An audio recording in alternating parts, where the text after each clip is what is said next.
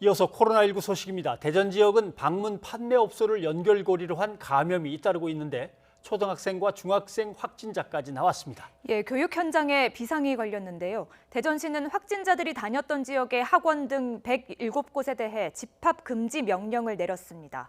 또 접촉자가 확인된 학교 14곳은 원격 수업으로 전환됐습니다. 이상곤 기자입니다. 보건소 선별진료소에 긴 줄이 늘어섰습니다. 대전 천동초와 충남 중에서 확진자가 나오면서 긴급 진단검사가 진행됐습니다.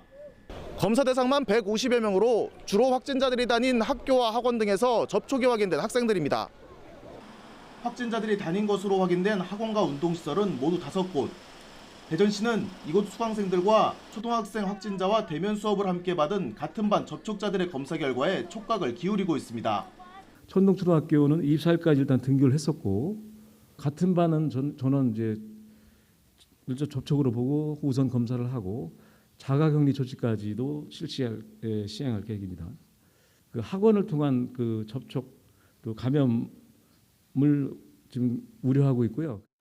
대전시는 확진자들이 다닌 동구 효동과 천동, 가오동 지역의 학원과 체육도장 등 107곳에 대해 집합금지 행정명령을 내렸습니다.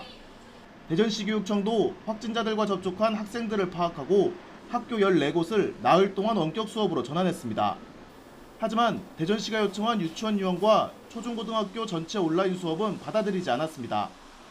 고3 학부모라든가 맞버무리 학부모라든가 기타 학부모들은 우리 교육청에 학교에서 좀 더 아이들 잡아주고 안전한 곳에서 맡기기를 원하는 분들이 너무 많습니다.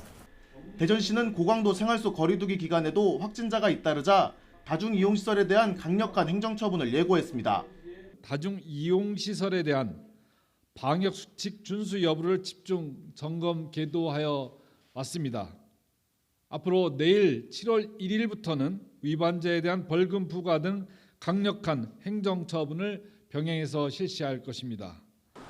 이런 가운데 지난 27일 충남대병원 응급실 폐쇄를 불러왔던 50대 확진자가 이미 나흘 전에 서구 보건소를 찾았던 사실이 확인됐습니다.